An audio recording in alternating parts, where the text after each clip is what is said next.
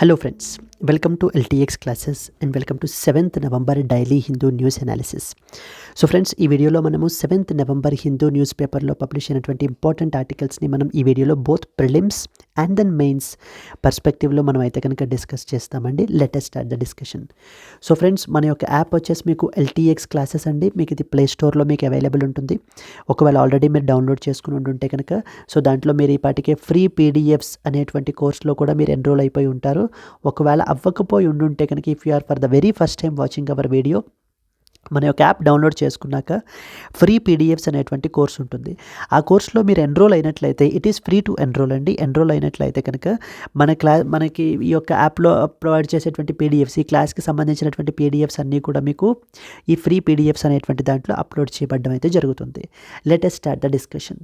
So friends, మనము Delhi edition of the Hindu newspaper నుంచి ఆర్టికల్స్ని తీసుకుని వీడియోలో మనం అనాలిసిస్ అయితే క్యారీ అవుట్ చేస్తున్నాము. Let us see the agenda. First ఏం ఇంపార్టెంట్ ఆర్టికల్స్ చూడాలి ఇవాళ అనేటువంటిది అజెండా చూద్దాం. So the first and foremost, so one important government scheme అయితే కనుక న్యూస్లో ఉందండి. PM Vidyalakshmi scheme for the higher education gets the nod అనేటువంటి టాపిక్ గురించి మనం అయితే కనుక చూడాలి. Second one, something related to that of the sugar related aspect గురించి. Gross sugar production is estimated at 333 lakh tons అనేటువంటిది మనకైతే పబ్లిష్ అయింది. దెన్ రీసెంట్లీ ఈ యొక్క అటానమస్ సర్ఫేస్ వెజల్ని like from Mumbai to Thoothukudi so మనకైతే కనుక మూవ్ అవుతుంది. ఇది రీసెంట్గా మనకి 1500 కిలోమీటర్ వాయేజ్ అయితే కనుక కంప్లీట్ చేసిందండి. So now as you are already aware of the elections in United States of America, so now the West Asia under Donald Trump ఎలా ఉండబోతుంది అనేటువంటి ఎడిటోరియల్ మనకైతే కనుక పబ్లిష్ అయింది. అదేంటో చూడాలి.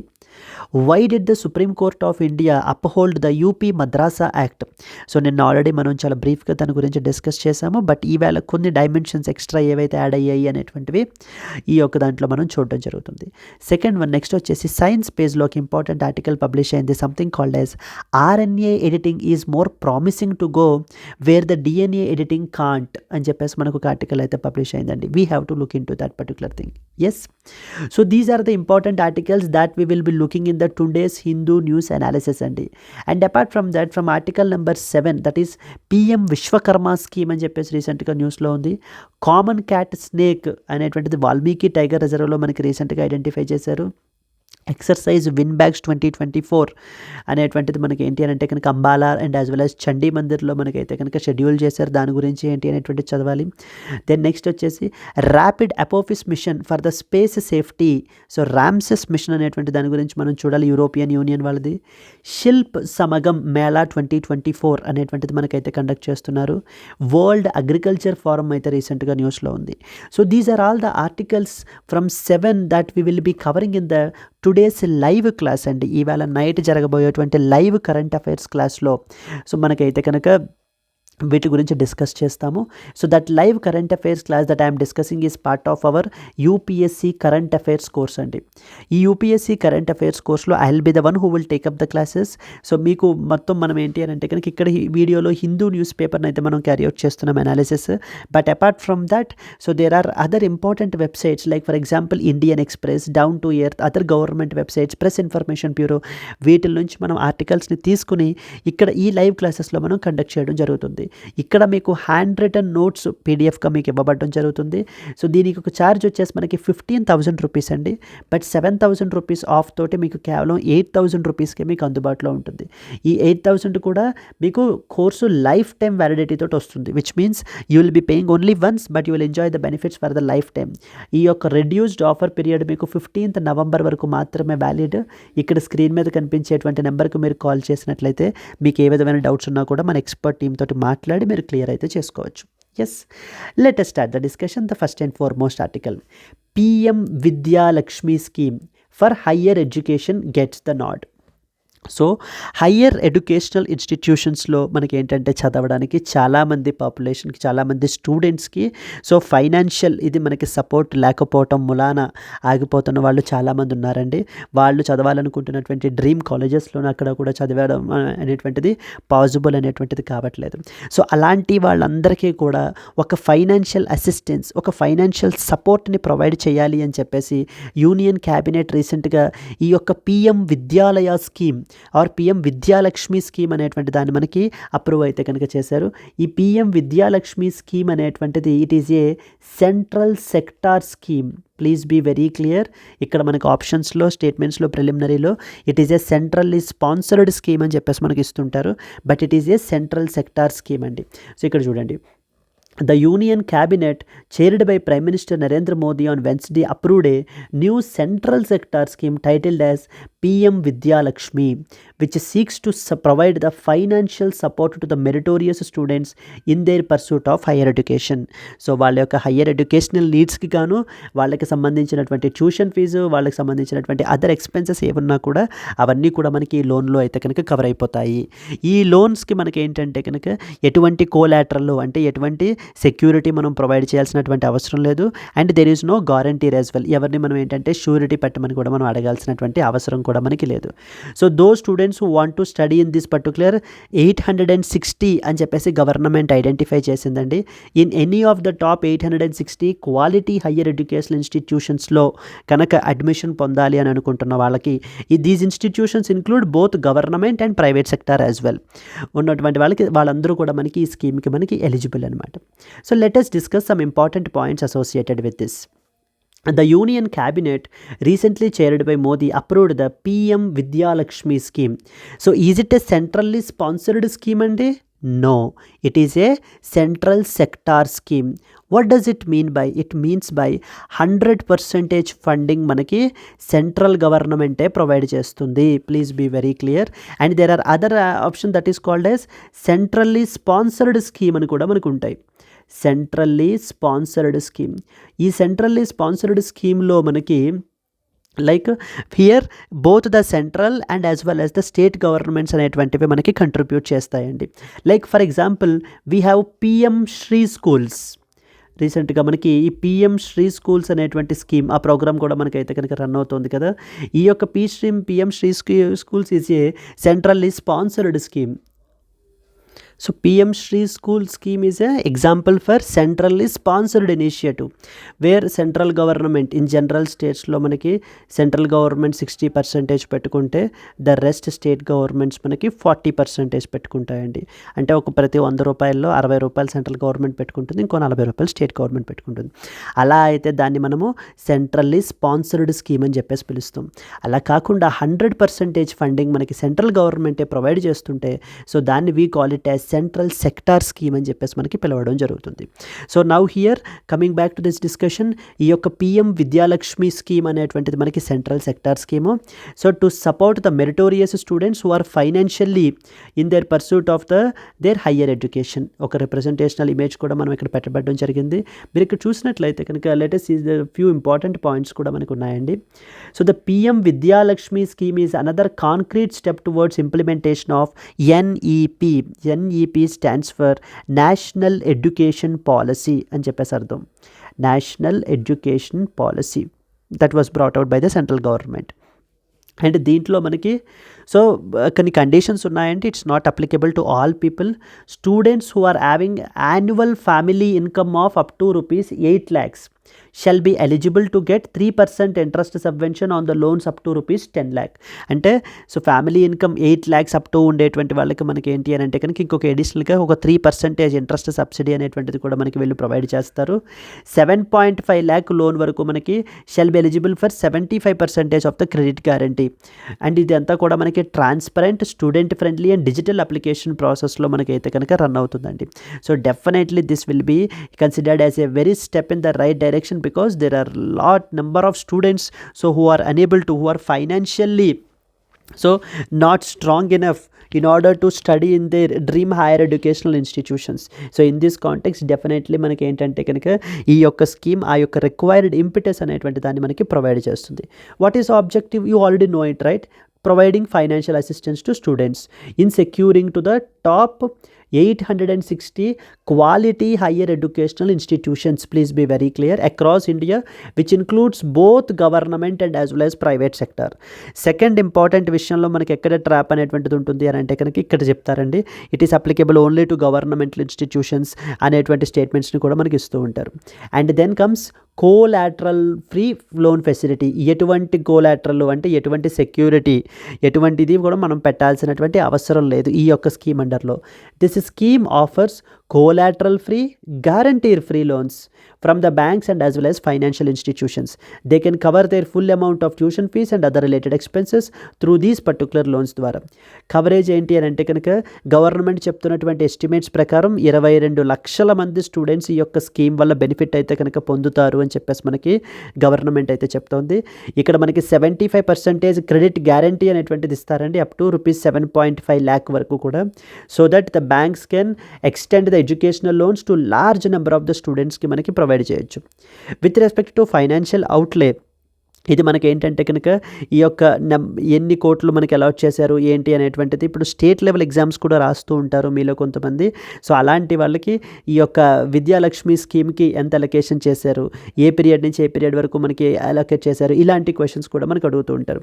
Like around an outlay of about 3,600 crore రూపీస్ని మనకైతే కనుక అలొకేట్ చేయబడడం జరిగింది, has been allocated for this scheme for the period 2024-25 to 2030-31. సో ఈ పీరియడ్కి గాను మనకి ఏంటి అని అంటే కనుక ఈ 5 years పీరియడ్కి గాను 3,600 crore రూపీస్ని మనకి ఈ యొక్క విషయంలో లోన్స్ విషయంలో మనకి అలొకేట్ చేయడం జరిగింది.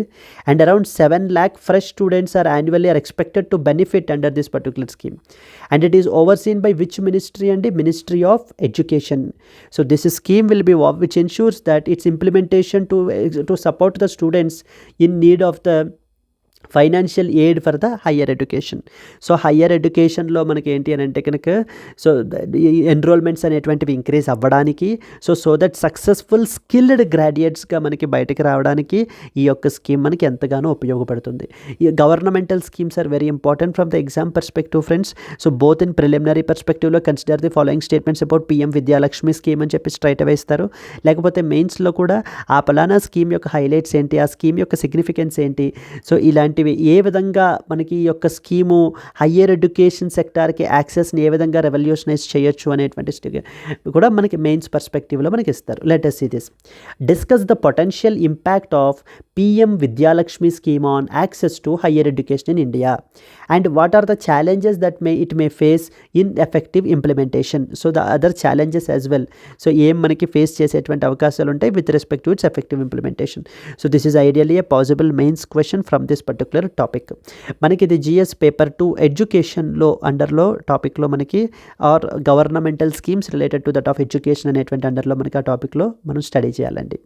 So I hope it is clear, right? This was the first important article that you are expected to know about. Now let us move on to that of the next article. So moving on to the next article, something related to that of the sugar production. So the gross sugar production is estimated at around 333 lakh ton అని చెప్పేసి మనకైతే కనుక publish అయింది. So దీని గురించి few very important points, మనకి అసలు sugar పరిస్థితి ఏంటి, సో షుగర్కి మనకి ఏంటి అని అంటే కనుక దానికి కూడా మనకి ఏంటంటే MSP అనేటువంటిది ఉంటుంది, like we call it as fair and remunerative price, FRP అని చెప్పేసి మనకు పిలుస్తుంటారు. సో అది ఎవరు డిసైడ్ చేస్తారు, ఏ క్యాబినెట్ కమిటీ డిసైడ్ చేస్తుంది, సో షుగర్ ప్రొడక్షన్కి కావాల్సినటువంటి ఐడియల్ కండిషన్స్, ఎన్విరాన్మెంటల్ కండిషన్స్ ఏవేంటి, then at the same time మన కంట్రీలో లీడింగ్ ప్రొడ్యూసర్స్ ఎవరెవరు, ప్రపంచంలో లీడింగ్ ప్రొడ్యూసర్స్ ఎవరెవరు, ఈ అన్ని పాయింట్స్ కూడా మీకు బోత్ ప్రిలిమినరీ పర్స్పెక్టివ్లోను మెయిన్స్ పర్స్పెక్టివ్లోను రెండిట్లోనూ అడిగేటువంటి ఛాన్సెస్ అయితే కనుక ఉన్నాయి. So therefore by using this article as an opportunity, so we will learn all those particular points అండి. So the gross sugar production అండి, not net. So net and gross అంటే before diversion అని అర్థం అనమాట, before diversion. So before diversion the gross sugar production for the season 2024-25 is estimated at around 33.3 million tons. ఇంత production అయితే కనుక ఉండొచ్చు అని చెప్పేసి మనకి ఎస్టిమేషన్ అయితే చేస్తున్నారు. ఎవరు చేస్తున్నారు? Indian sugar and bio energy manufacturers association వాళ్ళు అయితే కనుక మనకి ఎస్టిమేట్ అయితే కనుక చెప్తున్నారు. In this context let us read some important points. So the Indian Sugar and Bioenergy Manufacturers Association has projected the India's sugar production for the 2024-25. So season highlighting the strong crop conditions and India's continued prominence in that of the global sugar industry. So మనకి చూసుకున్నట్లయితే that was a representational image and it estimated that 333 lakh tons of sugar production for the 2024-25 season, reflecting the stable crop conditions in the major sugarcane producing states in our country, like for example Maharashtra, Karnataka, ఈ యొక్క states అండి. ఈ యొక్క estimation is based upon the satellite imagery which is taken in the October field reports and a normal monsoon season which have contributed to that of the favorable crop conditions. And particularly the leading states మనకి Maharashtra and as well as కర్ణాటకలో కొంత తక్కువ production అయితే కనుక ఉండొచ్చు అనేటువంటి దాన్ని కూడా మనకి when compared with that of the previous season అనేటువంటి దాన్ని కూడా మనకి వీళ్ళు ఎస్టిమేట్ చేయడం జరుగుతుందండి. అసలు what does it all about sugar cane sector గురించి మనం తీసుకున్నట్లయితే కనుక ఏం తెలుసుకోవాలి? ప్రిలిమినరీ పర్స్పెక్టివ్లో మనకి ఏమడుగుతారు, మెయిన్స్ పర్స్పెక్టివ్లో మనకి ఏమడుగుతారు? సో షుగర్ ఇండస్ట్రీ అనేటువంటిది it is a major agro based industry in our country which is impacting the livelihoods of around 50 million sugarcane farmers మనకు ఆధారపడి ఉన్నారు and providing direct employment to about 5 lakh workers in the sugar మిల్స్లో మనకైతే కనుక employment అయితే కనుక మనకి provide చేయబడడం జరుగుతుందండి. ప్రపంచం మొత్తంలోనే ఇండియా పొజిషన్ ఎలా ఉంది అనేటువంటిది మనం చూసుకుంటే India is the world's largest producer and consumer of the sugar with approximately around 15% of the global sugar consumption and 20% of the global sugar production.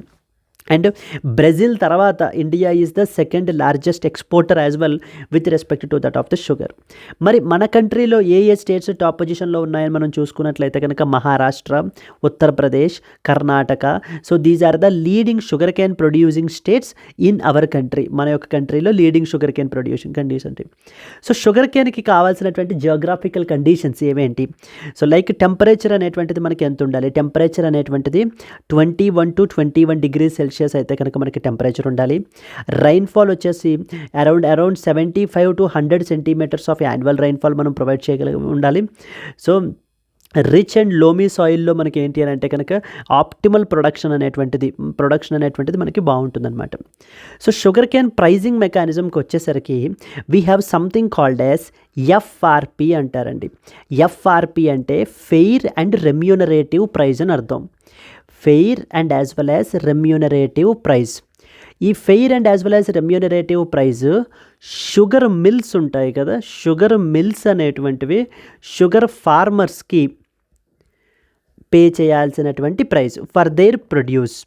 So sugar mills produce చేయాల్సినటువంటి price to the farmers we call it as the FRP, fair and as well as remunerative price అని చెప్పేసి మనం దాన్ని పిలవడం జరుగుతుంది. And we have also called as MSP అంటారు. MSP stands for minimum selling price అండి. Minimum selling price. ఈ minimum selling ప్రైస్లో ఇప్పుడు మనకి షుగర్ మిల్స్ హోల్సేల్ మార్కెట్లో ఎంతకి సేల్ చేయాలి అనేటువంటిది మనకి మినిమం సెల్లింగ్ ప్రైస్ అనేటువంటిది గవర్నమెంట్ డిటర్మైన్ చేస్తుంది. ఒక పక్కన FRP, fair and as well as remunerative price, అంటే షుగర్ ఫార్మర్స్కి ఎంత పే చేయాలి అనేటువంటిది డిసైడ్ చేస్తారు. అండ్ అలాగే minimum selling price as well will also be decided. MSP అనేటువంటి దాన్ని మనకి ఏంటి అని అంటే కనుక సో ఇప్పుడు 31 rupees per kg మనకైతే కనుక ఉంది. That has been now demands ఏంటి అని అంటే కనుక 39 rupees per kgని ఇంక్రీజ్ చేయాలి అని చెప్పేసి మనకి ఇండస్ట్రీ డిమాండ్ చేస్తున్నారు. ఈ ఫెయిర్ అండ్ రెమ్యూనరేటివ్ ప్రైస్ మనకి ఎవరు డిటర్మైన్ చేస్తారు? It will be set by the central government based upon the recommendations of the CACP, commission for agricultural costs and as well as prices. అంటే ఒక ఫార్మర్కి incur అయ్యేటువంటి cost of ప్రొడక్షన్ని మనకి దృష్టిలోకి తీసుకుని, సో ఇంకా అదర్ ఫ్యాక్టర్స్ అన్నిటినీ కూడా మనకి దృష్టిలోకి తీసుకుని ఈ యొక్క FRP, fair and as well as remunerative prices associated with which of the following అని చెప్పేసి మనకి స్టేట్ లెవెల్ గ్రూప్ ఎగ్జామ్స్లో అడుగుతుంటారండి. ఎఫ్ఆర్పి అనేటువంటిది associated with that of the sugar cane. So it is set by the central government based upon the recommendations from the CACP. And ఎవరు finally decide చేస్తారు? they announces the cabinet committee on economic affairs. Please be very clear. The cabinet committee on economic affairs which is chaired by that of prime minister. So prime minister head అయినటువంటి so prime minister head అయినటువంటి ఇంకా కొన్ని cabinet committees అయితే కనుక ఉన్నాయి. Please do comment in the comment section like what are the other cabinet committees where prime minister is the chairperson there అండి. So at least you have to quote one. So ఇక్కడ నేను అయితే కనుక మీకు already చెప్తున్నాను, cabinet committee on economic affairs is chaired by the prime minister announces the FRP, fair and remunerative price. ఇప్పుడు cabinet కమిటీకి ఎవరు రికమెండ్ చేస్తారు? CACP, commission for agricultural costs and as well as prices. Very very important body మనకి ఇది UPSC పర్స్పెక్టివ్లో. So ఈ యొక్క body మనకి depending upon taking the all the factors into consideration, so they will recommend it to the CCEA, that is cabinet committee on economic affairs. Then finally CCEA headed by that of the Prime Minister announces this FRP. Okay, the FRP is based upon the Rangarajan Committee report on the sugarcane industry reorganization. ఎఫ్ఆర్పితో పాటుగా కొన్ని state governments SAP అనేటువంటి దాన్ని కూడా publish చేస్తాయండి. SAP అంటే state advised praise అని అర్థం. State advised praise అంటే కనుక ఇవి స్టేట్ గవర్నమెంట్స్ ఏ స్టేట్స్లో అయితే మనకి షుగర్ కేన్ అనేటువంటిది లీడింగ్ ప్రొడక్షన్, ఎక్కువ ప్రొడక్షన్ ఉంటుందో ఆ పలానా స్టేట్ గవర్నమెంట్స్ ఏం చేస్తాయంటే ఎఫ్ఆర్పి కంటే కూడా కొంత ఎక్కువ ఎస్ఏపి అనేటువంటి దాన్ని మనకి డిటర్మైన్ చేస్తాయి.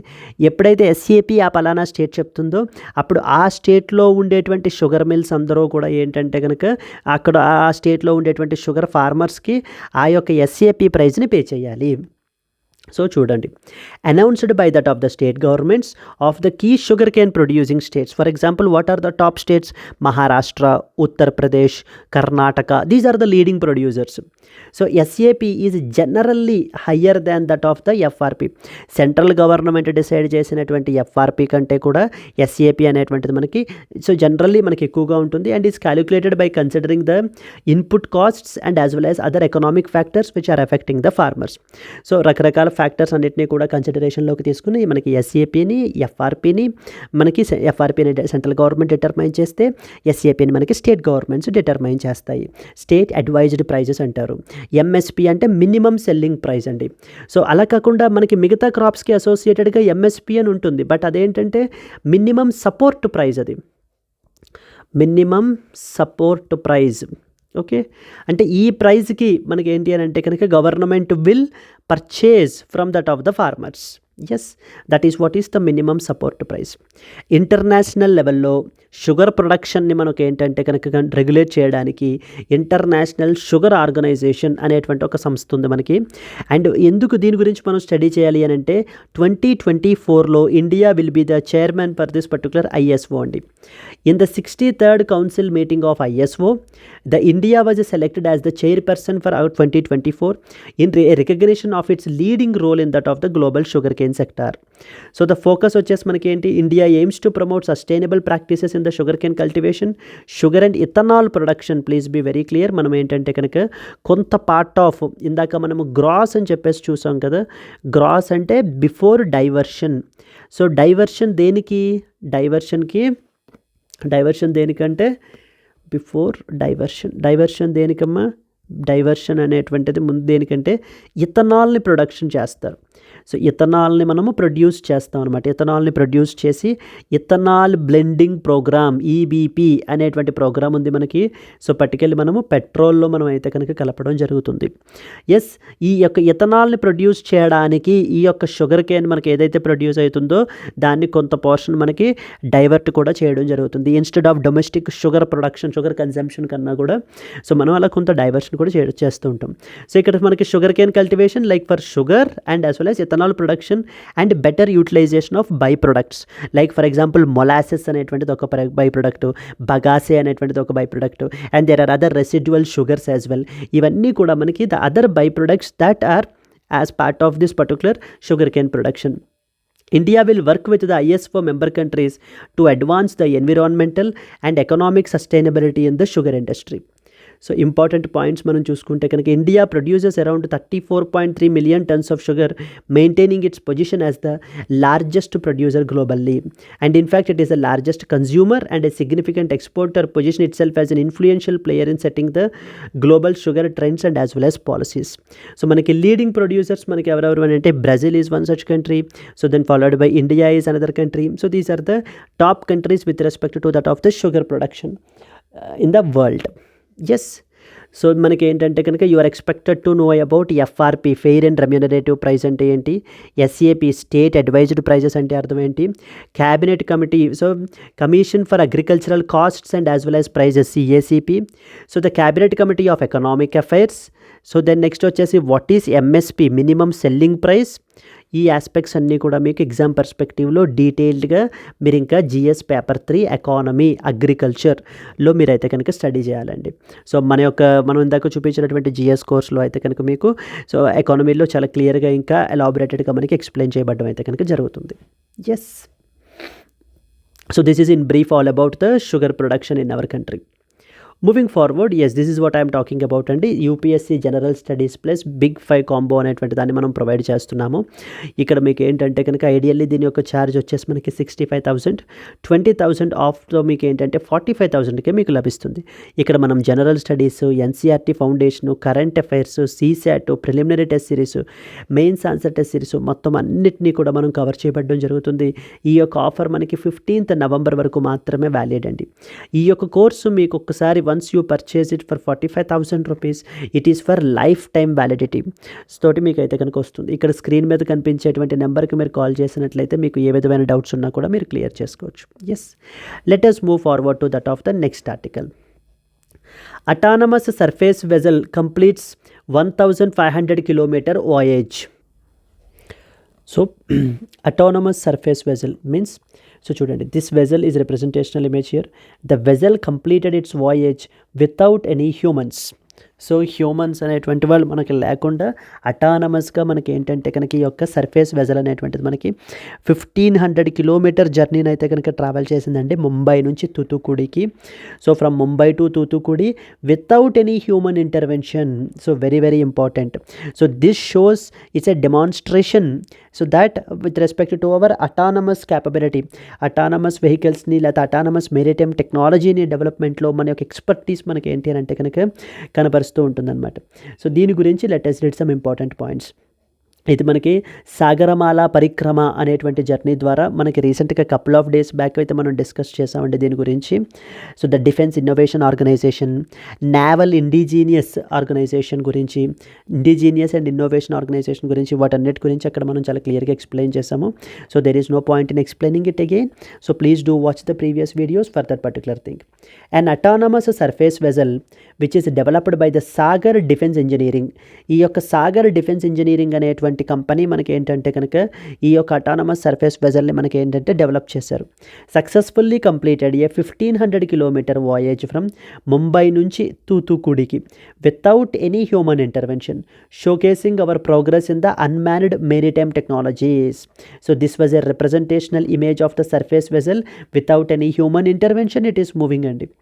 సో ద వాయేజ్ డీటెయిల్స్ గురించి మనకు తీసుకుంటే, it completed a voyage from the 1,500 voyage from Mumbai to Thoothukudi without any human control, marking it a significant milestone in our defence technology. And it is the first of its kind voyage అనమాట. It highlights our expertise in autonomous maritime technology and its potential for national security applications. So now this can be used for surveillance ఆపరేషన్స్ని carry out చేయడం గురించి. So లేకపోతే కనుక మనకి ఇక్కడ చాలా క్లియర్గా మెన్షన్ చేశారు. సో క్రిటికల్ సీ లేన్స్లో మనం ఏంటంటే వీటిని డిప్లాయ్ చేయొచ్చు. Coastal surveillance, anti piracy operations ఏమైనా క్యారీ అవుట్ చేయాలి అని అంటే కనుక మనము ఇలాంటి వెజల్స్ని డిప్లాయ్ చేయడం వల్ల సో మనకి ఏంటంటే కనుక all these tasks will be done. So supporting organizations ఎవరెవరు మనకి దీంట్లో ఇన్వాల్వ్ అయి ఉన్నారు, ద NIIO అంటారు, which stands for the naval innovation and indigenous organization NIO, and TDAC technology development acceleration cell, and as well as IDEX, Innovation for Defense Excellence. IDEX and under the Defense Innovation Organization supported the project. So IDEX అనేటువంటి సంస్థ గురించి innovation for defence excellence, next వచ్చేసి TDAC, technology development acceleration cell, and then NIIO, national indigenous and national naval innovation and as well as indigenization organization, వీటన్నిటి గురించి కూడా చాలా క్లియర్గా మనకి ఏంటంటే couple of videos back already మనం డిస్కస్ చేశామండి. So I hope those who are following regularly can be able to easily understand it. Yes, ఒకవేళ మీరు for the very first time watch చేస్తూ ఉన్నట్లయితే కనుక, సో ఒక్కసారి మీరు పాత వీడియోస్ కూడా వాచ్ చేసినట్లయితే కనుక you will get in to know. Then ఈ యొక్క ప్రాజెక్ట్ నేమ్ వచ్చేసి Sagarmala Parikrama initiative. The project which is named as Sagarmala Parikrama was virtually recently flagged off by our defence minister Rajnath Singh on October 29th. So మొన్న October 29th, 1 week బ్యాక్నే మనం ఏంటంటే వీటి గురించి explain చేసాము. ఒక ఈవెంట్ జరిగింది, స్వావలంబన్ 3.0 అని చెప్పేసి మనకు ఒక ఈవెంట్ ఈ యొక్క NIIO వాళ్ళు మనకు ఆర్గనైజ్ చేశారు. అక్కడ మనకి రాజ్నాథ్ సింగ్ గారు ఏంటంటే కనుక ఈ యొక్క అటానమస్ వెజల్ని మనకి ఫ్లాగ్ ఆఫ్ చేశారండి. అక్కడి నుంచి ఇది బయలుదేరి ముంబై నుంచి తూతుకుడికి మనకి రావడం జరిగింది. So this project aims to advance our India's autonomous maritime capabilities and improve the operational feedback. It demonstrates our ability to build indigenous autonomous maritime systems which are crucial for our national security. So please be very clear, it was built indigenously అండి. ఎటువంటి దేశం నుంచి మనం ఏంటంటే ఎటువంటి support మనం తీసుకోలేదు, ఇండిజీనియస్గా మన దేశంలోనే మనం ఏంటంటే కనుక దీన్ని బిల్డ్ చేయడం జరిగింది. So the success of this journey indicates India's commitment to Atmanirbharta, that is called as self reliance in that of the defence technology, showcasing our innovation and as well as partnership with in the defence sector. Yes, NIIO గురించి already మనం చూసాం కదా. NIIO along with that of the TDAC and IDEX is playing a crucial role in promoting and supporting the indigenous innovation in that of the defence sector. ఇది మనకి ఏంటంటే autonomous vessel voyage demonstrates our focus on indigenisation in the defence technology మనకైతే కనుక చూపించడం జరుగుతుంది. Please do watch the previous videos as well. ఈ యొక్క NIIO, IDEX, innovation for defence excellence, defence innovation organisation, Swavalamban initiative, ఇవన్నిటినీ కూడా మనం October 29th, 30th మనం అయితే కనుక డిస్కస్ చేసామండి. So the dates that you can watch these videos October 29th, 30 మనం ఈ టైంలో మనం డిస్కస్ చేయబడడం జరిగింది. ఎస్, ఈ యొక్క ప్లేలిస్ట్లో మీరు ఆ పలానా వీడియోస్కి వెళ్ళి మీరు వాచ్ చేసినట్లయితే కనుక వీటన్నిటి మీద కూడా మీకు ఇంకా కంప్లీట్ అండర్స్టాండింగ్ వస్తుంది. Yes, moving on to that of the next article, a west Asia under the Donald Trump. So is the next important article that got published అండి. సో నౌ మనకి Trump has emerged, now is going to be emerged as the winner in this particular elections. So now in this context ఇప్పుడు west ఏషియాని ఇప్పుడు మనకి ఏ విధంగా మనకి America ఏ విధంగా మనకి ట్యాకిల్ చేస్తుంది, ఏ విధంగా హ్యాండిల్ చేస్తుంది, what will be the foreign policy of United States of America with respect to that of the West Asia అనేటువంటి దాని మీద ఒక ఇంపార్టెంట్ ఆర్టికల్ మనకైతే కనుక పబ్లిష్ అయింది. So let us read the important points. Yes అండి, ఈ స్పెసిఫిక్ ఆర్టికల్లో మనకి so like Johnny has written very important points అయితే కనుక మనకి రాయడం జరిగింది. So like here up till now Biden అడ్మినిస్ట్రేషన్లో అమెరికా యొక్క వెస్ట్ ఏషియా పాలసీ ఎలా ఉంది అండ్ ఇప్పుడు రాబోయేటువంటి ట్రంప్ పాలసీ ఎలా ఉండొచ్చు by taking the reference from his first term. So ఇంతకుముందు చేసినటువంటి ఫస్ట్ టర్మ్లో తన యొక్క పాలసీస్ అవి ఎలా ఉన్నాయి అనేటువంటి దాన్ని మాట్లాడుతూ సో రాబోయేటువంటి రోజుల్లో కూడా ఎలా ఉండొచ్చు అనేటువంటి దాన్ని చెప్తూ ఏ విధంగా ఉంటే మనకి ఈ యొక్క స్టెబిలిటీ ఇన్ దిస్ రీజియన్ అనేటువంటిది ఇంప్రూవ్ అవుతుంది అనేటువంటి ఒక 2-3 సజెషన్స్ తోటి మనకి ఈ యొక్క ఆర్టికల్ని కన్క్లూడ్ చేయబడడం జరిగిందండి. సో ఐడియల్లీ ఇప్పుడు మనం చూసుకున్నట్లయితే west Asia region so always in turmoil, always a volatile region అనమాట మనకి ఈ యొక్క వెస్ట్ ఏషియా రీజియన్ అనేటువంటిది.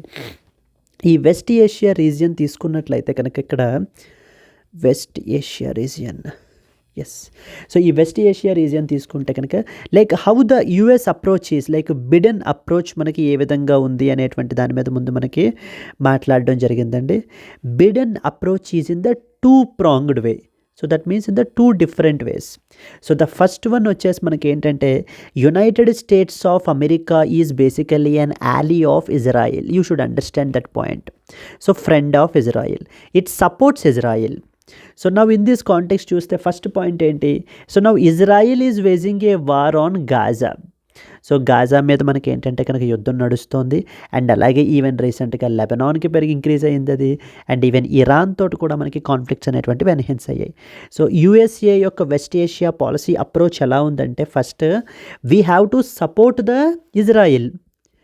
So support Israel's war on Gaza. So Gaza మీద చేసేటువంటి, గాజా స్ట్రిప్ మీద ఉండేటువంటి యుద్ధం ఏదైతే ఉందో ఇజ్రాయిల్కి సపోర్ట్ చేయాలి. That's how they supported.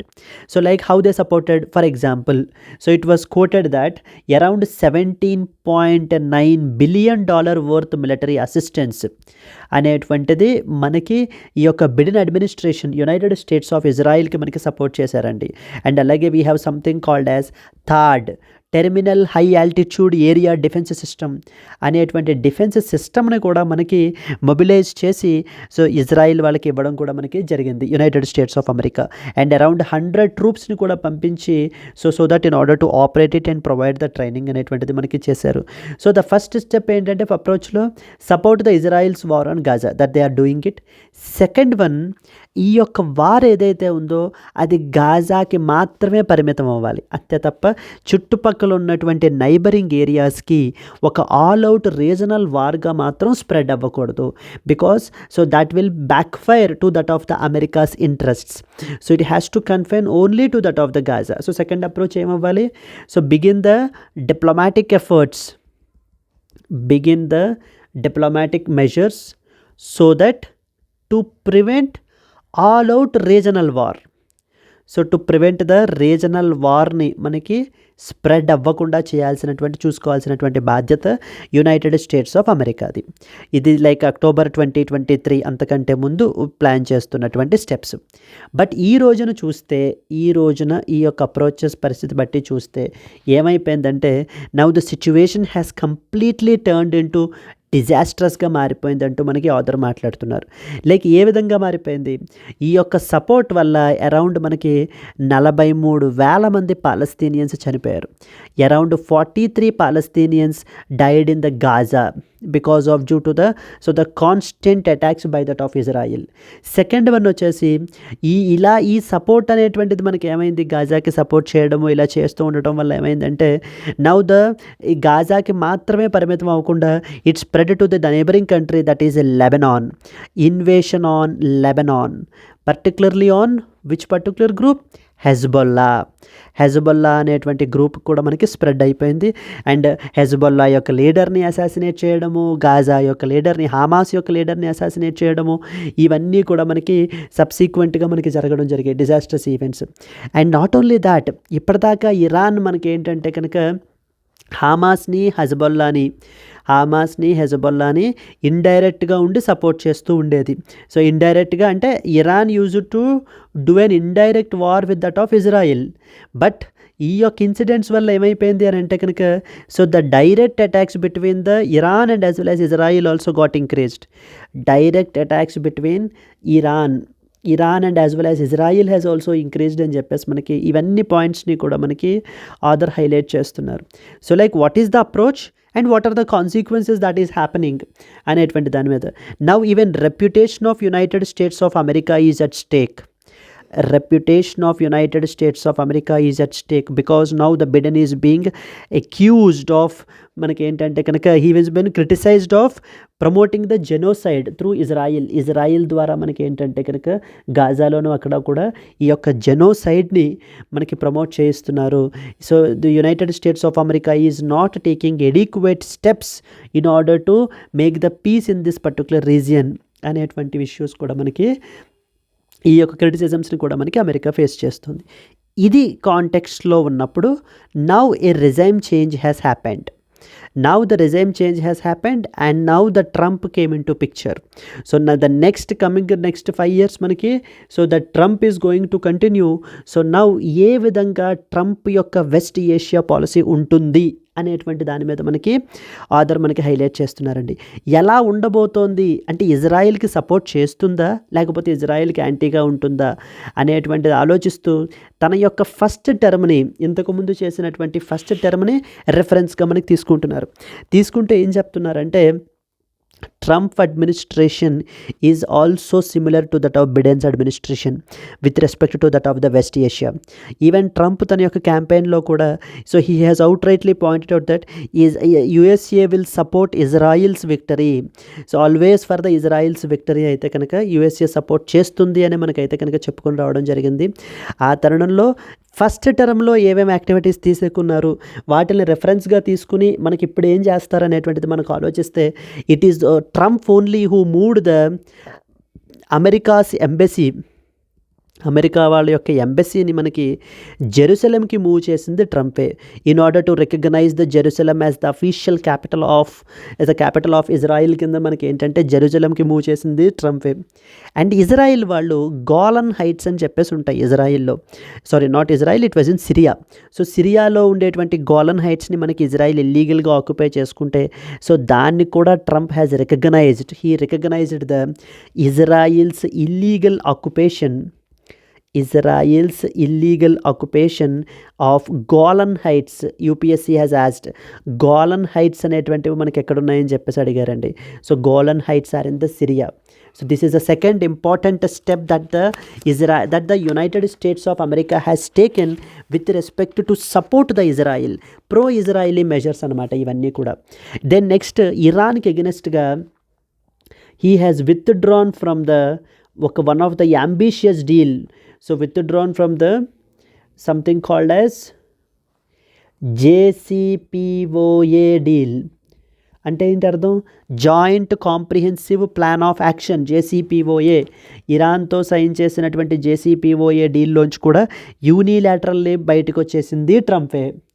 Next 2020లో అబ్రహం అకార్డ్స్ అనేటువంటివి సైన్ చేసి అరబ్ నేషన్స్ని ఇజ్రాయిల్ని ఒక దగ్గరికి చేసి ఇరాన్కి ఎగెనెస్ట్గా ఫైట్ చేయడానికి అందరినీ ఒకటే ప్లాట్ఫామ్ మీదకి తీసుకురావడానికి ప్రయత్నించింది మనకి ఏంటి అని అంటే కనుక ట్రంప్నే. అయితే ఇవన్నీ కన్సిడరేషన్లోకి తీసుకున్నట్లయితే నెక్స్ట్ 5 years ట్రంప్ యొక్క వెస్ట్ ఏషియా పాలసీ ఎలా ఉండబోతోంది అనేటువంటిది ఏమీ కూడా సర్ప్రైజింగ్ ఏం కాదు. So we can easily predict how that policy will be. So but definitely so ఖచ్చితంగా ఇది మనకి ఏంటి అని అంటే కనుక ప్రో ఇజ్రాయిలీ పాలసీసే మనకి ట్రంప్ కూడా మనకి రానున్న రోజుల్లో తీసుకుంటారు అని చెప్తూ ఇంకేం చెప్తున్నారంటే అదర్ ఫైనల్ సజెషన్స్ ఏంటంటే కనుక now the Trump should take it from the strategic పర్స్పెక్టివ్లో ఆలోచించి అమెరికాస్ ఇంట్రెస్ట్స్ కూడా మనకి ఏంటంటే కాంప్రమైజ్ అవ్వకుండా ఉండాలి అని అంటే గాజాలో జరుగుతున్నటువంటి యుద్ధాన్ని, దెన్ నెక్స్ట్ వన్ వచ్చేసి మనకి ఏంటి అని అంటే కనుక లెబనాన్లో జరుగుతున్నటువంటి దాన్ని as soon as possible Trump has to end. So that ఈ యొక్క వెస్ట్ ఏషియా రీజియన్ మళ్ళీ స్టెబుల్ అయ్యి మళ్ళీ పీస్ని మళ్ళీ ప్రమోట్ చేసేటువంటి సిచ్యువేషన్ వస్తుంది. అలా కాకుండా కంప్లీట్లీ ఇవే ప్రో ఇజ్రాయిలీ పాలసీస్, ఇంతకుముందు ఏవైతే ప్రో ఇజ్రాయిలీ పాలసీస్ తీసుకున్నారో అవే పాలసీస్ని తీసుకుంటే so completely west Asia will be turn in to chaos అని చెప్పేసి మనకి చెప్తున్నారండి. Yes, so this is the overall understanding. Like first of all, so the author has started what was the Biden's approach, specifically the US's approach with respect to West Asia ఏ విధంగా ఉంది. కానీ scene cut చేస్తే ఏ విధమైనటువంటి పరిస్థితులు ఈ రోజున ఉన్నాయి, ఇప్పుడు మనం ట్రంప్కి ఇప్పుడు ఏ విధమైనటువంటి వెస్ట్ ఏషియాని మనకైతే బిడెన్ మనకి హ్యాండ్ ఓవర్ చేస్తున్నారు అండ్ బిడెన్ అండ్ ట్రంప్ మనకి ఏ విధంగా నెక్స్ట్ కపుల్ ఆఫ్ ఇయర్స్ ఏ విధంగా తన పాలసీస్ ఉండొచ్చు అనేటువంటి దాన్ని ప్రీవియస్ ఫస్ట్ టర్మ్ని రెఫరెన్స్గా తీసుకుని మనకైతే కనుక చెప్తున్నారండి. Yes, these are the important points with respect to article. So let us skim through this so that we will get more and more clarity. This article discussed the foreign policy challenges that the former US President Donald Trump may face now in future if he assumes the office again. So now if he assumes the office again, now what are the challenges that it may face? The author explores the ongoing conflicts and complexities in the region, including the Israel-Gaza war, Iran's influence and the role of Arab nations, highlighting how our Trump policies might influence his approach to these particular issues. So first of all, before the October 7th attack by Hamas on Israel, Biden aimed to strengthen the Abraham Accords, which were initiated by Trump to enhance the relations between Israel and Arab nations. But now the Gaza war has escalated, drawing the United States of America deeper into much more West Asia and complicating the Biden's plan for regional diplomacy. So Trump's past record మనకి తీసుకున్నట్లయితే కనుక, so his administration has recognised the Israel's recognition of the Golan Heights and withdrew from the Iran's nuclear deal, amplifying the tensions in this region further. He championed the Abraham accords అనేటువంటివి మనకి sign చేశారు, creating alliances against Iran which to aim the countering its influence. And even మనకి 2020లో piece plan అనేటువంటి దాన్ని కూడా మనకి propose చేశారు, but Palestinians has refused it, treating thing as favouring the Israel. So now what are the potential challenges now? So the Trump may also face similar challenges to that of the Biden, such as balancing United States of America's support for Israel and avoid a full scale regional war. ఒక పక్కన ఇజ్రాయెల్కి మనకి support చేయాలి, next వచ్చేసి full regional వార్కి వెళ్ళిపోకుండా అదేంటి అని అంటే కనుక దాన్ని కంట్రోల్ చేయగలగాలి. His campaign pledged the reducing US involvement in regional war conflicts and focusing on addressing the domestic issues like inflation. So his conservative base is skeptical of prolonged US military engagement in West Asia, which might influence in this region. So what are the suggestions of the author? Trump is encouraged to consider broader strategic implications and now take a balanced approach rather than unconditionally supporting the Israel. ఇంతకు ముందు చేసినట్టుగా ఇజ్రాయెల్కి unconditionally support చేయకుండా broader approach, ఒక balanced approach తీసుకోవాలి, so that further regional conflicts మనకి ఏంటి అంటే కనుక ఎన్హాన్స్ అవ్వవు. Avoid A wider war. So Trump should aim to prevent the larger confrontation involving Iran, which would disrupt the global oil supplies and increase the domestic economic pressures పెరిగిపోతాయి దీనివల్ల అన్నెసెసరీగా. So కాబట్టి ఏంటంటే now he has to take a strategic aspect మనకి ఏంటంటే కన్సిడరేషన్లోకి తీసుకుని ఆ యొక్క డెసిషన్స్ని మనకి ఏంటంటే జాగ్రత్తగా తీసుకోవాలి అనేటువంటిది ఇక్కడ ఆథర్ యొక్క వ్యూ పాయింట్ అండి. He emphasized that the Trump approach will be now crucial in determining the future of US influence in this particular region. While his past policies indicate strong support for Israel, now the author is suggesting a more cautious approach manaku teesukovali, may be necessary in order to avoid the escalating conflicts and maintain stability in the West Asian region.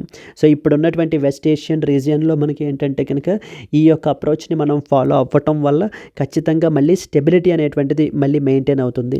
అలా కాకుండా ఇంతకు ముందులాగే ఇజ్రాయిల్కి unwavering support, unconditional support అనేటువంటిది provide చేసినట్లయితే కనుక ఇంకా situation అనేటువంటిది ఇంకా డిటారియేట్ అయిపోతుంది అనేటువంటిది ఆథర్ యొక్క వ్యూ పాయింట్ అండి. I hope you have understood. Yes, let us move on to that of the next article. Yes, and there was a small announcement before that. So optionals are very very important in the form of optional infinity live plus recorded classes మనం ఏంటి అని అంటే కనుక మనకి అందజేయడం జరుగుతుంది. So దీనికి మనం ఛార్జ్ చేసేటువంటిది 30,000 రూపీస్, బట్ 5,000 ఆఫ్ తోటి మీకు కేవలం 25,000 రూపీస్కి మీకు అందుబాటులో ఉంటుంది. ఆఫర్ మీకు 15th నవంబర్ వరకు మాత్రమే valid.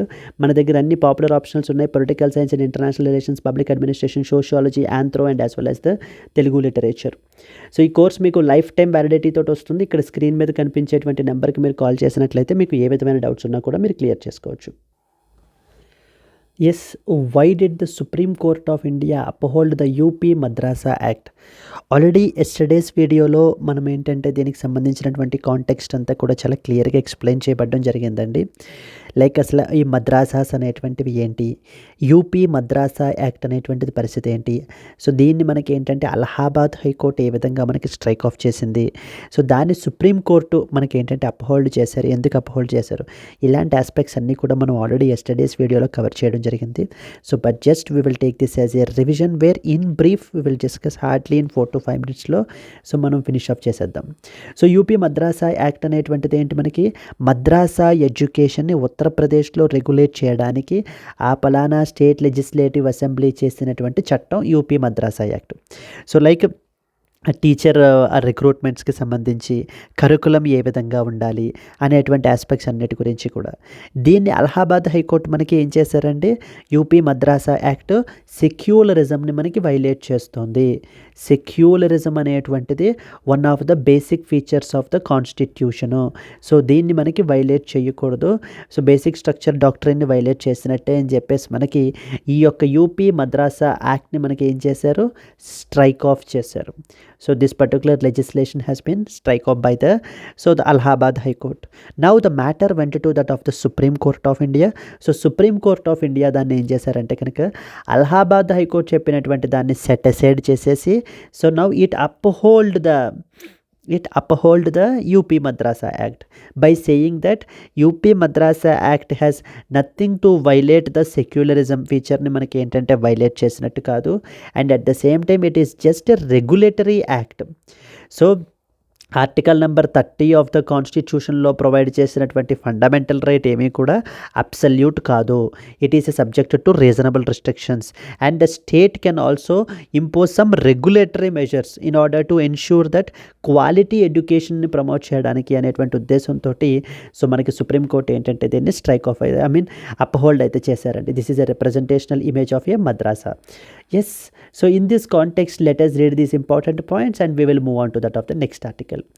So recently the Supreme Court of India upheld the constitutional validity of the UP Board of Madrasa Act 2004. అయితే ఈ పర్టికులర్ చట్టంలో మనకి ఒక్క ప్రొవిజన్ని మాత్రం స్ట్రైక్ ఆఫ్ చేశారండి. సో వేర్ ఈ యొక్క బోర్డు హయ్యర్ లెవెల్ డిగ్రీస్ని అవార్డు చేసేటువంటి పవర్ యూపీ బోర్డ్ ఆఫ్ మద్రాసాకి ఉండదు. ఎందుకనంటే కనుక it actually falls under the exclusive jurisdiction of union list అందరిలోకి మనకి ఏంటంటే ఫాలో అవుతుంది.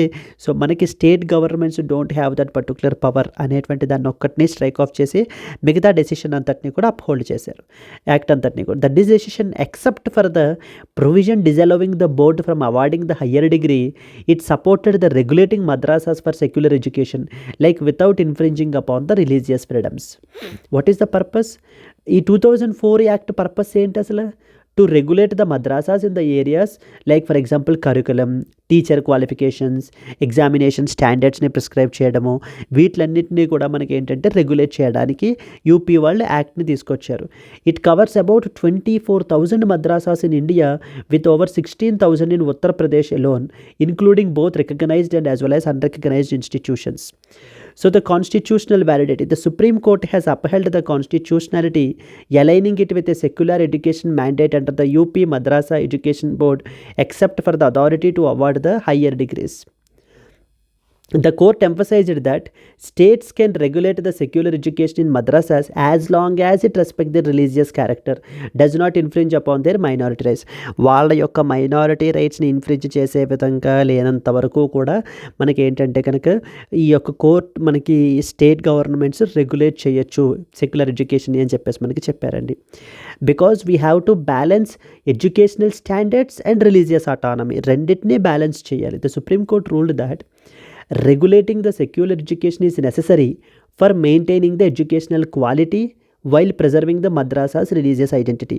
ఒక పక్కన మనం మద్రాసాస్ యొక్క రిలీజియస్ ఐడెంటిటీని మనం ప్రొటెక్ట్ చేయాలి, అండ్ అదేవిధంగా అక్కడ బోధిస్తున్నటువంటి ఎడ్యుకేషన్ ఏదైతే ఉందో ఆ ఎడ్యుకేషన్ క్వాలిటీని కూడా మనం ఇంప్రూవ్ చేయాలి, మెయింటైన్ చేయగలగాలి. సో ఈ రెండింటిని బ్యాలెన్స్ అవుట్ చేయాలి. The court found it consistent with the Articles 21A and 30 to ensure quality education in minority institutions, especially in the basic subjects. ఇంతకుముందు అలహాబాద్ హైకోర్టు మనకి ఏం చెప్పింది అనుకున్నామండి? సో మనకి Allahabad High Court had struck down the parts of 2004 act, arguing that it imposed the secular standards on religious institutions without the just grounds. The national commission for the protection of child rights, NCPCR వాళ్ళు మనకి ఏంటంటే కనుక they highlighted the issues such as lack of transparency, child safety, inadequate facilities in madrasas. So మనకి NCPCR వాళ్ళు మనకి ఈ యొక్క మద్రాసాస్ మీద మనకి కంప్లైంట్ చేయడం జరిగింది. లైక్ ఇక్కడ మనకి ఎడిక్వేట్ ఎడ్యుకేషన్ ఉండట్లేదు, ఇన్ఎడిక్వేట్ ఫెసిలిటీస్ ఉన్నాయి, చైల్డ్ సేఫ్టీ లేదు, ట్రాన్స్పరెన్సీ లేదు, టీచర్ రిక్రూట్మెంట్లో ఇది లేదు. ఈ విషయాల మీదుగా మనకి ఏంటి అని అంటే కనుక so they have supported that. So this madrasas అనేటువంటి వాటిని మనకి ఏంటి అని అంటే కనుక it has to be completely తీసేసి మనకి ఏంటంటే ఆ స్టూడెంట్స్ అందరినీ కూడా రెగ్యులర్ స్టూడెంట్స్కి మనకి దాంట్లోకి పంపించాలి అనేటువంటిది. Identified that madrasas as potential unsuitable places for childrens education, advocating for the structured regulation to improve the standards. So article number 21A and article number 30, మనకి ఆర్టికల్ నెంబర్ 30 ఏం చెప్తుందండి? Right to education, that is 21A, and 30 ఏం చెప్తుంది? Protection of minority rights in that of educational institutions. That means they have a right to establish and administer educational institutions. Yes. 29, ensuring that religious freedoms are not undermined by that of the state regulations. That is what article number 29 of the constitution. So these are the important points with respect to that of the UP Board of Madras Act, ఏ విధంగా దాన్ని మనకి supreme court ఇచ్చేసింది అనేటువంటి points మనకి important అండి. Yes, let us move on to that of the next important one. Yes అండి, this is something related to that of the science based article. మనకిది RNA editing is promising to go where DNA editing can't. So you should understand that. So DNA editing ఏంటి, మనకి RNA editing ఏంటి, ఈ యొక్క concepts మనకి అర్థం కావాలి. Yes అండి, with respect to this particular article let us read some important points. So RNA editing is more promising to go where the DNA editing can't అనేటువంటిది ఆర్టికల్ మనకైతే కనుక పబ్లిష్ అయింది. So you should understand that DNA is basically మనకి ఏంటంటే కనుక inside the nucleus మనకి ఒక particular organism యొక్క జెనెటిక్ కోడ్ని మనకి ఏంటి అని అంటే కనుక క్యారీ చేస్తుందండి DNA అనేటువంటిది. అంటే ఆ పర్టికులర్ ఆర్గానిజం యొక్క జెనెటిక్ కోడ్ ఏంటి అనేటువంటి దాన్ని మనకి క్యారీ చేస్తుంది. RNA ఏం చేస్తుంది అని అంటే RNA molecules basically they act like intermediary messengers లాగా మనకి యాక్ట్ చేస్తాయి. ఈ యొక్క RNAవి ఏం చేస్తాయి అని అంటే ఇక్కడ ఉన్నటువంటి జెనెటిక్ కోడ్ ఏదైతే ఉందో దాన్ని తీసుకుని క్యారీ చేసి దే విల్ క్యారీ టు రైబోసోమ్స్కి క్యారీ చేస్తాయి for the making the proteins. So ప్రోటీన్స్ని తయారు చేయడానికి మన బాడీలో కావాల్సినటువంటి required proteins, for example insulin. So ఇలాంటి ప్రోటీన్స్ని మనకి తయారు చేయడానికి RNA మనకి ఏం చేస్తాయి అని అంటే ఇక్కడ ఉన్నటువంటి జెనెటిక్ కోడ్ని తీసుకుని వెళ్ళి మనకి ఈ యొక్క ప్రోటీన్స్ని తయారు చేయడానికి అప్ చెప్తాయి. What are proteins? Proteins are basically the combination of different amino acids. So ఈ యొక్క ఆర్డర్ అంటే ఎమైనో యాసిడ్స్ యొక్క సీక్వెన్స్ మారిపోతూ ఉంటే ఆ యొక్క ప్రోటీన్ మనకి మారిపోతూ ఉంటుంది. ఈ mRNA మనకి ఏం చేస్తుంది? mRNA అంటే ఇది మనకి మెసెంజర్ RNA అంటారు. ఇది ఏం చేస్తుంది? జెనెటిక్ కోడ్ని తీసుకుని వెళ్ళి మనకి ఏంటంటే కనుక రైబోజోమ్స్కి మనకి అప్ చెప్తే కనుక ఈ యొక్క ప్రోటీన్స్ని అవి మనకి తయారు చేస్తాయి. ఇది మ్యాటర్ అనమాట అని చెప్పేసి మనకి ఏం చేస్తాయి, ఓహో ఇది ఫస్ట్ ఎమైనో యాసిడ్ ఇది ప్లేస్ చేయాలి, నెక్స్ట్ ఈ ఎమైనో యాసిడ్ ప్లేస్ చేయాలి, నెక్స్ట్ ఈ ఎమైనో యాసిడ్ ప్లేస్ చేయాలి అని చెప్పేసి ఆ ఆర్డర్ అంతటినీ కూడా మనకి ఈ వచ్చిన మెసేజ్ ఆధారంగా మనకి ప్రోటీన్ తయారు చేస్తూ ఉంటుంది. Accordingly one form of protein will form. ఇప్పుడు RNA ఎడిటింగ్లో మనకి ఏం చేస్తారు, ఇప్పుడు ఈ mRNA మెసేజ్ పట్టుకెళ్తుంది కదా, అంటే ద సిరీస్ ఆఫ్ ఇన్స్ట్రక్షన్స్ ఏవైతే ఉన్నాయో మనకి పట్టుకెళ్తుంది కదా, ఆ యొక్క ఇన్స్ట్రక్షన్స్ని మనం ట్వీక్ చేస్తామన్నమాట. అంటే అందులో ఉండేటువంటి బేసెస్ని, for example A to I అంటారు, మనకి అయోనోసైన్కి మనం కన్వర్ట్ చేస్తాం. అలా కన్వర్ట్ చేయడం వల్ల మనకి ఏమవుతుంది అని అంటే కనుక different type of protein will form. ఎందుకంటే ఆ ఆర్డర్ మారిపోతే మనకి ఇంకొక రకమైనటువంటి ప్రోటీన్ మనకి ఫార్మ్ అవుతుంది. ఇలా మనం ఎన్ని నెంబర్ ఆఫ్ ప్రోటీన్స్ అయినా కూడా మనం ఏంటంటే కనుక డిజైన్ చేయొచ్చు.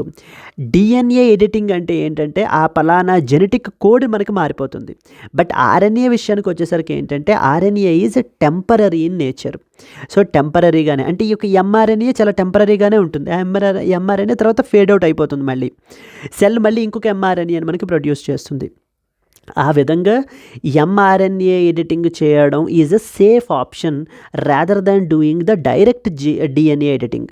So the DNA is permanent. DNA మనకి ఓన్లీ జెనెటిక్ కోడ్ని క్యారీ చేస్తుంది, దట్ ఈజ్ పర్మనెంట్. సెల్స్ మనకి ఈ యొక్క mRNAని మనకి ప్రొడ్యూస్ చేస్తాయి. ఇవి మనకి ఏం చేస్తాయంటే ఈ జెనెటిక్ కోడ్ని ట్రావెల్ చేసి తీసుకెళ్తాయి. ఆ ట్రావెల్ చేసేటప్పుడు అంటే కాపీ చేసుకున్నాక ఈ జెనెటిక్ కోడ్ని కాపీ చేసుకుని ట్రావెల్ చేసేటప్పుడు మనం ఏం చేస్తామంటే ఆ యొక్క RNAని మనం ట్వీక్ చేయడం జరుగుతుందండి. ఎప్పుడైతే మనం ఆ ట్వీక్ చేస్తామో ద అవుట్కమింగ్ ప్రోటీన్ ఏదైతే ఉంటుందో అది మనకి మారిపోతుంది. And according to other requirement ఏమైనా మ్యూటేషన్స్ ఏమైనా ఉన్నా, ఏమైనా చేంజెస్ ఉన్నా కూడా మనం వాటిని కరెక్ట్ చేసుకుని, ఫర్ ఎగ్జాంపుల్ ఇప్పుడు జెనెటిక్ డిజార్డర్స్ అవి ఉన్నాయనుకోండి, అలాంటి వాటిల్లో మనం ఏం చేయాలి అని అంటే కనుక డైరెక్ట్ DNA ఎడిటింగ్ చేసేయడం కాకుండా RNAని ఎడిట్ చేద్దాం. ఆ పట్టుకెళ్ళి ప్రోటీన్ తయారు చేసేటువంటి ఆ RNAని మనం పట్టుకుని దాన్ని ఎడిట్ చేయడం వల్ల అప్పుడేమో అది ఇప్పుడు మాడిఫైడ్ ఇన్స్ట్రక్షన్స్ని తీసుకెళ్తుంది, not the original instructions. DNA నుంచి కాపీ చేసుకున్నటువంటి ఇన్స్ట్రక్షన్స్ కాదు, మాడిఫైడ్ ఇన్స్ట్రక్షన్స్ని తీసుకెళ్తుంది. సో తీసుకెళ్ళినప్పుడు మాడిఫైడ్ ప్రోటీన్ ఫామ్ అవుతుంది మనకి. I hope you have understood అండి. ఎస్, రీసెంట్గా మనకేంటంటే యునైటెడ్ స్టేట్స్ ఆఫ్ అమెరికాలో ఈ యొక్క ఆర్ఎన్ఏ ఎడిటింగ్ని క్లినికల్ ట్రయల్స్లో మనకి పెర్ఫార్మ్ చేశారట. So that was a very significant break through. ఈ జెనెటిక్ డిజార్డర్స్ని వాటిని కూడా మనం ఈ ఆర్ఎన్ఏ ఎడిటింగ్ ద్వారా మనం అయితే కనుక ఖచ్చితంగా కంట్రోల్ చేయొచ్చు. ఈ జెనెటిక్ డిజార్డర్స్ అన్నిటిని కూడా తగ్గించవచ్చు. At the end of the day technology యొక్క యూజ్ ఏంటి, ప్రాక్టికల్ అప్లికేషన్ ఏంటి అనేటువంటిది మనం అర్థం చేసుకోవాలి. So on October 16th, recently a biotechnology company called Wave Life Sciences became the first to test the genetic editing in RNA in clinical settings, marking a significant breakthrough in the precision medicine. So the role of RNA interference regulates the gene expression by controlling which genes are activated in order to produce the proteins. So మనకి COVID-19 టైంలో మనకి ఈ యొక్క mRNA వ్యాక్సిన్స్ని మనకైతే కనుక develop చేశారండి. They highlighted the RNA's role is very very huge అనమాట in gene regulation and as well as therapeutic applications. అసలు వాట్ ఈజ్ RNA ఎడిటింగ్? సింపుల్గా మనం పాయింట్స్లో మనం రాసుకోవాలంటే ఆల్రెడీ ఇందాక మనం చెప్పుకోవడం జరిగింది, బట్ సింపుల్గా ఇందులో చూడాలంటే కనుక cells will produce messenger RNA, mRNA అనుకున్నాం కదా. ఎందుకు ఇవి ప్రొడ్యూస్ చేస్తాయి? వీటి పర్పస్ ఏంటి? They have to carry the instructions, they have to carry the message. ఏంటా మెసేజ్? Genetic code. డిఎన్ఏ ఏదైతే మనకి జెనెటిక్ కోడ్ ఇస్తుందో సో దాన్ని క్యారీ చేసి పట్టుకెళ్ళేటువంటి ఒక ఇంటర్మీడియట్ ఒక మెసెంజరే మనకి ఈ యొక్క mRNA అనేటువంటిది. To make the proteins by reading instructions from that of the DNA. ఇక్కడ నుంచి వచ్చేటువంటి mRNA నుంచి ఇన్స్ట్రక్షన్స్ అన్నీ కూడా చదువుకుని మనకి ప్రోటీన్స్ అనేటువంటివి తయారు చేస్తాయి మనకి. RNA editing will allow the scientists to fix errors in mRNA without altering the DNA permanently. డిఎన్ఏని అండర్లయింగ్ డిఎన్ఏని పర్మనెంట్గా చేంజ్ చేసేయకుండా mRNA కొన్ని ఇన్స్ట్రక్షన్స్ని కాపీ చేసుకుని బయలుదేరుతుంది కదా, దాన్ని మనం ఏంటంటే కనుక ట్వీక్ చేస్తాం ఇక్కడ. This method is seen as a safer and more flexible than that of the underlying DNA editing. Now RNA editing ఏంటంటే the Wave Life Sciences has used the RNA editing to manage the genetic conditions such as so AATD deficiency, Huntington's disease, so muscular dystrophy, ఇలాంటి డిసీజెస్ని మనకి ఏంటంటే కనుక అయితే control చేయడానికి to manage this genetic డిసీజెస్ని మనకి RNA ఎడిటింగ్ని అయితే కనుక యూస్ చేస్తున్నారండి. This technique focuses on altering the specific mRNA sequences rather than permanent DNA changes, making it a very promising option for treating the genetic disorders with the less long term risk లేకుండా మనం ఈ యొక్క RNAస్ని change చేయడం ద్వారా మనకు ఆ proteins అనేటువంటివి మారిపోతాయి. With that modified proteins so we can cure these these things. So difference ఏంటి? డిఎన్ఏ ఎడిటింగ్ అనేటువంటిది పర్మనెంట్ జెనెటిక్ చేంజెస్, ఇంకా మళ్ళీ ఇర్రివర్సిబుల్ అనమాట. ఇంకా సో ఇర్రివర్సిబుల్ ఎర్రర్స్ ఉంటాయి. RNA ఎడిటింగ్లో మనకి ఏమవుతుంది? టెంపరరీ ఆల్టరేషన్స్ ఉంటాయి అంతే. దట్ టు ఆ పర్టికులర్ mRNAకి మనం చేస్తాం. Allowing the doctors to stop the therapy if issues arise, thereby reducing the long term risk. ఏమైనా లాంగ్ టర్మ్ రిస్క్స్ వచ్చేటువంటి అవకాశాలు లేకుండా ఏమైనా ఇష్యూస్ వస్తే అప్పటికప్పుడు మనకి ట్రీట్మెంట్ని ఆపేసేటువంటిది కూడా మనం అయితే కనుక చేయొచ్చు. అండ్ ఆ mRNA సెల్ మనకి ఏమవుతుంది? మనకి ఫేడ్ అవుట్ అయిపోతుంది. Over a period of time మళ్ళీ న్యూ mRNAs మనకి అయితే కనుక వస్తాయి. Many companies are now exploring the RNA editing with at least around 11 firms are developing RNA editing tools for diseases such as neurodegenerative, cardiovascular conditions. So ఈ యొక్క medical ఇవన్నిటిని కూడా మనం ప్రిసైజ్ మెడిసిన్ని మనం ప్రొవైడ్ చేయడానికి, ప్రిసైజ్ డ్రగ్స్ని మనం ప్రొవైడ్ చేయడానికి చేస్తున్నామండి. బట్ RNA ఎడిటింగ్లో కూడా కొన్ని ఛాలెంజెస్ ఉన్నాయి. ఏమేంటి? ఫస్ట్ అండ్ ఫార్మోస్ట్ ఛాలెంజ్ ఈ ఎడిటింగ్ చేయడానికి అంటే ఈ విధంగా ఒక mRNAలో ఉండేటువంటి ఆ ఆర్డర్ని, ఆ సీక్వెన్స్ని మనం చేంజ్ చేయాలి అని అంటే we want enzymes called as ADAR enzymes అంటారు. ఈ ADAR ఎంజైమ్స్ ఏం చేస్తాయంటే A to I ఇలాంటి కన్వర్షన్స్ మనకైతే కనుక చేస్తూ ఉంటాయి. So achieving the target specificity in mRNA remains challenge because ADAR enzymes can affect the unintended mRNA areas. అంటే మిగతా వేరే సీక్వెన్సెస్ని కూడా ఎఫెక్ట్ అయ్యేటువంటి, మిగతా ఏరియాస్ని కూడా ఎఫెక్ట్ చేసేటువంటి అవకాశాలు ఉంటాయి. ఎప్పుడైతే మరి ఆ చేంజెస్ వచ్చేస్తాయో దానివల్ల ఏమవుతుంది? అవుట్కమింగ్ ప్రోటీన్ మారిపోతుంది. అవుట్కమింగ్ ప్రోటీన్ మారిపోతే సో ఫాల్టీ ప్రోటీన్స్ మనకు వచ్చేస్తాయి. సెకండ్ వన్, ఇది మనకి temporary nature. It requires repeated applications to sustain the therapeutic benefits. So మరి ఈ mRNA అనేటువంటిది టెంపరరీ ఇన్ నేచర్ కదా, మరి అది అయిపోతే అది మళ్ళీ ఏమవుతుంది, మళ్ళీ నార్మలైజ్ అయిపోతుంది. అలా కాకుండా కంటిన్యూడ్ ట్రీట్మెంట్ అనేటువంటిది ఉండటం వల్ల repeated applications to sustain the therapeutic benefits, ఆ యొక్క మెడికల్ బెనిఫిట్స్ అనేటువంటి ఉండాలి అని అంటే కనుక కంటిన్యూస్ అప్లికేషన్, కంటిన్యూస్ మోడిఫికేషన్ అనేటువంటిది మనం చేసినప్పుడు మాత్రమే ఆ యొక్క ట్రీట్మెంట్ అనేటువంటిది సస్టైన్ అవుతుంది. So everything has a both pros and as well as the cons. Discuss the potential advantages of the RNA editing over DNA editing in therapeutic applications and also the challenges that need to be addressed for broader clinical usage. So this is a possible mains question అండి. RNA editing అనేటువంటిది చాలా important topic మనకి. So I hope you got some basic understanding. DNA editing is permanent. DNA is basically మనకి nucleus లోపల genetic కోడ్ని మనకి contain చేస్తుంది. RNA ఏం చేస్తుంది, సెల్స్ ఈ ఆర్ఎన్ఏని ప్రొడ్యూస్ చేస్తాయి. ఇవి మనకి ఏంటంటే మెసెంజర్ ఆర్ఎన్ఏ. సో దట్ ఈ మెసెంజర్ ఆర్ఎన్ఏ మనకి ఏం చేస్తాయి అని అంటే కనుక మెసేజ్ని తీసుకెళ్తాయి అనమాట. తీసుకెళ్ళి ఆ స్పెసిఫిక్ ప్రోటీన్స్ని తయారు చేసే విధంగా మనకి ఏంటంటే ఇన్ఫర్మేషన్ని చేరవేస్తాయి. సింపుల్గా చెప్పాలంటే ఆ ఇన్ఫర్మేషన్ ఏ సీక్వెన్స్లో మనం పట్టుకెళ్తుందో ఆ ఎంఆర్ఎన్ఏ, ఆ సీక్వెన్స్ అకార్డింగ్లో మనకి ఏంటంటే అమైనో యాసిడ్స్ని అరేంజ్ చేస్తారు. అరేంజ్ అయినప్పుడు మనకి ప్రోటీన్స్, ఆ విధమైనటువంటి ప్రోటీన్స్ మనకి ఫామ్ అవుతాయి. ఆ సీక్వెన్స్ మారిపోతే ప్రోటీన్ అవుట్కమ్ ప్రోటీన్ కూడా మారిపోతుంది. అక్కడ మనం ఏంటంటే కనుక ట్వీక్ చేద్దాం ఎంఆర్ఎన్ఏని అనేటువంటిది ఆలోచన ఇక్కడ. ఎస్ అండి, I hope you have understood this particular article. So finally it was a today's question. Consider the following statements about the PM Vidya Lakshmi scheme అని చెప్పేసి రీసెంట్గా మనకి న్యూస్లో ఉందటండి. దాని గురించి అడుగుతున్నారు. First one, it aims to provide financial assistance to students who are securing admission in top 860 quality higher education institutions across India. Okay. Second statement, it offers collateral free, guarantee free loans from the banks and financial institutions. Third statement, this scheme is overseen by that of the Ministry of Education. How many of the above statements is or are correct? Only one, only two, all three, and as well as none of the above. If you know the answer, please comment your answer, and at the same time, if you have liked the video, please do like it, and let's meet again tomorrow. Until then, happy learning, all the best, bye bye.